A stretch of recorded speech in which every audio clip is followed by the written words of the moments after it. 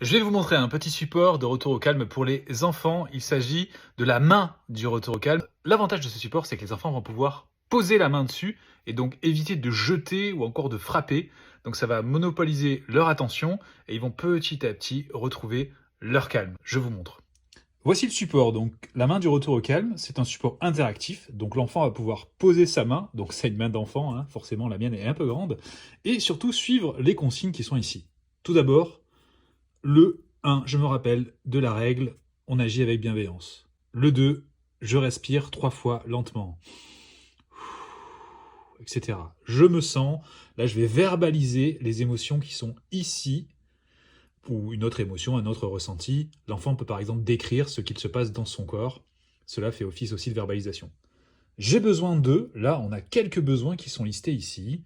Besoin de repos, de soutien, de câlin, de jouer, de parler, d'être écouté, d'encouragement.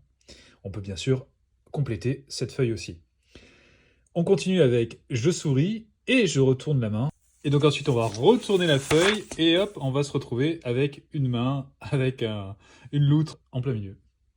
Tu as réussi à garder ton calme. Voilà, j'espère que ce support vous a plu. Je vous conseille de vous entraîner avec votre enfant au calme en lui montrant vous-même comment vous gardez votre calme en posant votre main et en suivant les différentes étapes de retour au calme.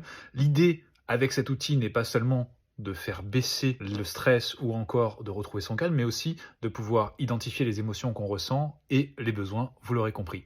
Je vous souhaite une très bonne utilisation et je vous dis à bientôt.